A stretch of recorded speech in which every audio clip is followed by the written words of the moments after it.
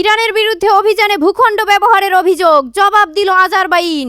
ইরানের বিরুদ্ধে অভিযানে ইসরায়েল গোপনে আজারবাইনের ভূখণ্ড ব্যবহার করেছে এমন দাবি সংবলিত মার্কিন সংবাদ মাধ্যম CNN এর একটি প্রতিবেদন প্রত্যাখ্যান করেছে আজারবাইন। দেশটির সরকার অভিযোগগুলোকে সম্পূর্ণ ভিত্তিহীন বলে আখ্যা দিয়েছেন।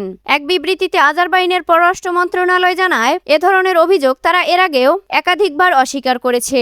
সংশ্লিষ্ট প্রতিবেদন প্রকাশের আগেই তাদের সরকারি অবস্থান সংবাদ মাধ্যমটির কাছে জানানো হয়েছিল।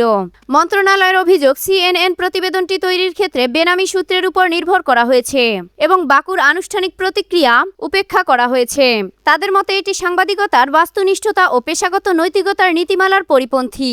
বিবৃতিতে বলা হয়, আমরা এখনো এ ধরনের কর্মকাণ্ডের অনুমতি দেইনি এবং ভবিষ্যতেও দেব না। এতে আরও বলা হয়, আঞ্চলিক শান্তি এবং প্রতিবেশী দেশগুলোর সঙ্গে সুসম্পর্ক বজায় রাখতে আজারবাইন প্রতিশ্রুতিবদ্ধ। প্রতিবেদনটি প্রত্যাহারেরও দাবি জানিয়েছে দেশটির পররাষ্ট্র মন্ত্রণালয়। CNN এর ওই প্রতিবেদনে দাবি করা হয়েছিল, ইরানের সঙ্গে সাম্প্রতিক যুদ্ধের সময় ইসরায়েল দক্ষিণ আজারবাইনের ইরান সীমান্ত সংলগ্ন এলাকায় কয়েক ডজন বিশেষ বাহিনী সদস্য এবং মোসাদের কর্মী মোতায়েন করেছিল। প্রতিবেদনে আরও বলা হয়, এসব সদস্য গোয়েন্দা তথ্য সংগ্রহ এবং ড্রোন অভিযান পরিচালনা করেছিলেন। এছাড়া গত 4 মার্চ ইসলামিক রিভলিউশনারি গার্ড কোরের এক জ্যেষ্ঠ গোয়েন্দা কমান্ডারকে হত্যার অভিযানও আজারবাইনের ভূখণ্ড থেকে পরিচালিত করা হয়েছিল বলে দাবি করা হয়। সামরিক ঘাঁটিতে পারমাণবিক শক্তি উৎপাদনের পথে আরও এগিয়ে গেল যুক্তরাষ্ট্র।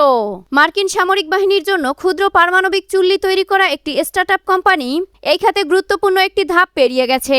আগামী কয়েক বছরের মধ্যে এই চুল্লি মার্কিন সামরিক ঘাঁটি ও অন্যান্য কৌশলগত স্থানে বসানো যাবে বলে আশা প্রকাশ করছে যুক্তরাষ্ট্র। অ্যান্টারেস বৃহস্পতিবার জানিয়েছে, তারা তাদের মার্কো 0 প্রোটোটাইপে ইনিশিয়াল ক্রিটিক্যালিটি অর্জন করেছে।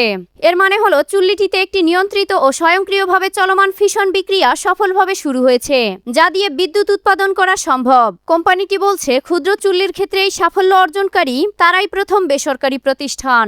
বিভিন্ন দেশ এখন কম কার্বন নির্গমনের জ্বালানি ব্যবস্থায় যাওয়ার পাশাপাশি এই ধরনের ছোট চুল্লির দিকে ঝুঁকছে। মার্কো 0 হলো মার্কিন জ্বালানি বিভাগের বাছাই করা 11টি মাইক্রো রিয়্যাক্ট প্রকল্পের একটি।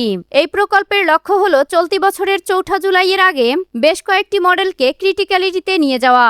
দিনটি মার্কিন প্রেসিডেন্টের জন্য বিশেষ, কারণ এই দিনই দেশটি প্রতিষ্ঠার 250তম বার্ষিকী অনুষ্ঠিত হবে।